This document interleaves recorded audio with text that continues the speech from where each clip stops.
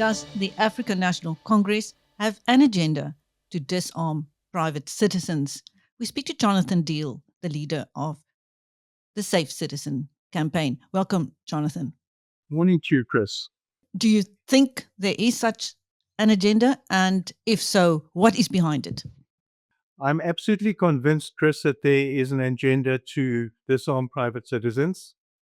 In fact, I would put it as follows, that the ANC wants your guns, but not for public safety. I think that if one looks at historically the ANC stance around private firearm ownership, we have heard from President Ramaphosa himself that he would like to see South African citizens disarmed. And everything that they do within the safety and security cluster around firearms legislation points in that direction. Now, if proposed amendments to current legislation became law, how do you predict legal firearm owners will react? I think that if the proposed amendments, and when I talk about the proposed amendments, remember that the last thing that we have seen as interested and affected stakeholders is in 2021. We don't have the privilege of Nedlak and Busa of having seen this bill ahead of time and being able to debate it on behalf of the public.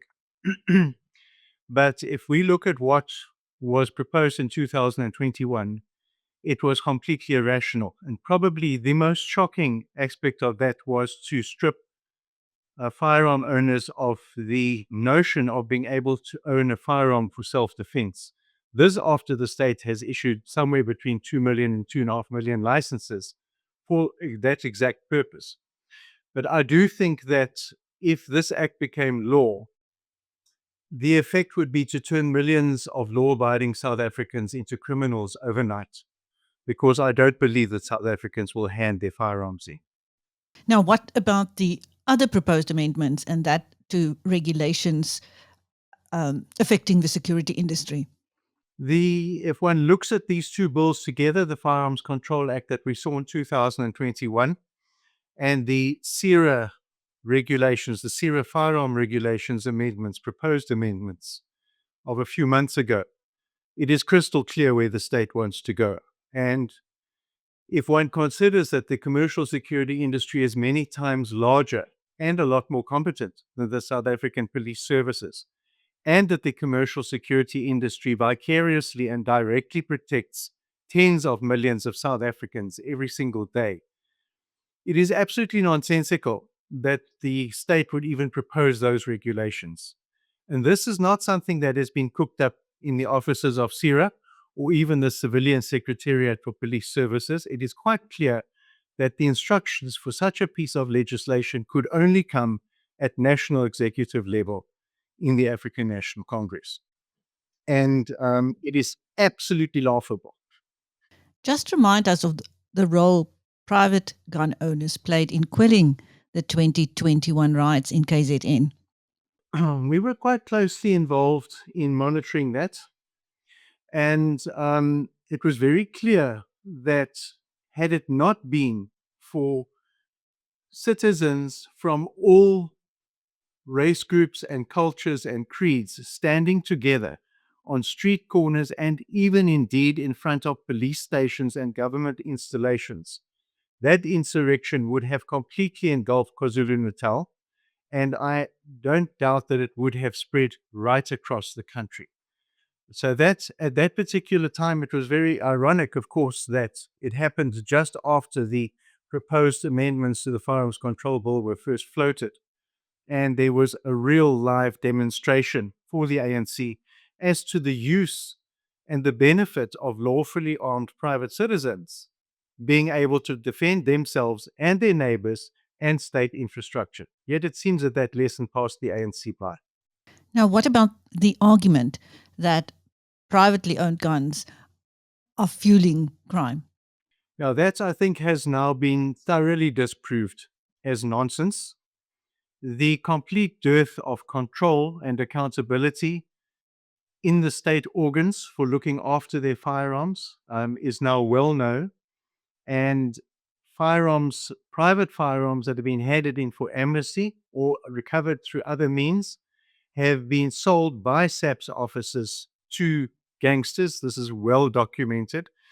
And even after the famous Colonel Prinsloo case, there have been a number of instances, even recently, of this type of thing happening again. The ANC itself has a very poor record of accounting for somewhere between 14 and 20,000 firearms, including military-style fully automatic rifles that were issued to units and structures under their control in the years 1990 to 1994.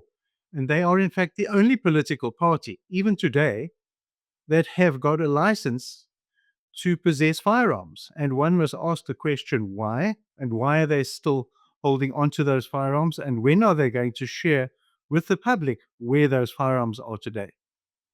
Just to go back to the proposed amendment bill, what is the bottom line there? What would be the bottom line there for firearm owners, legal firearm owners?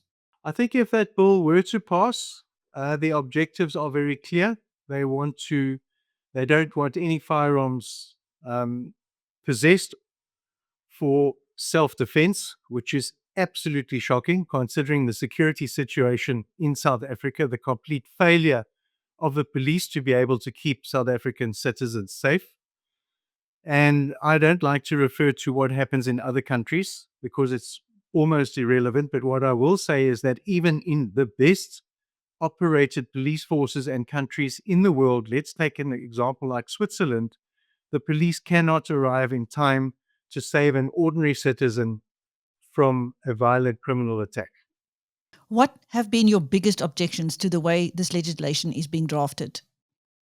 If one looks at the ANC as an organization that can literally thumb its nose at the United States while this country is bleeding jobs and foreign aid, it's no surprise that they have this cavalier, devil-may-care attitude to developing legislation. And I have a history in standing up to some of the legislation and regulations that this government has proposed in other areas.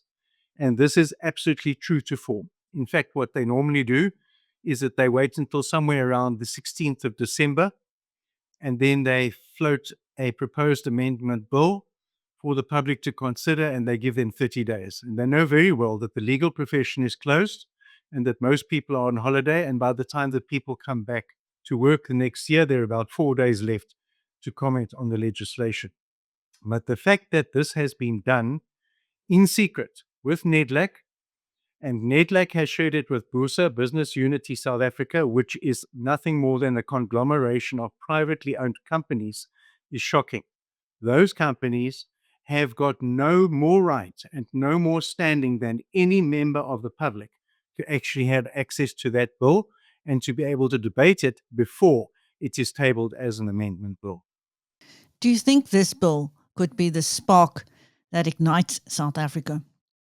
It is not something that one would consider easily and not something that I would like to comment on in an offhand manner.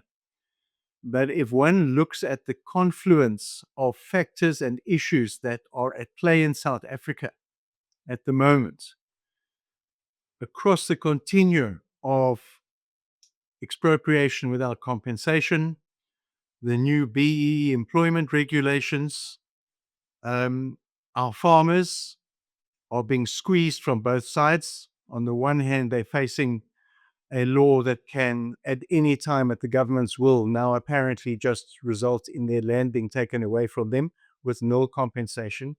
They are also told how they can live and who they can have in their organization.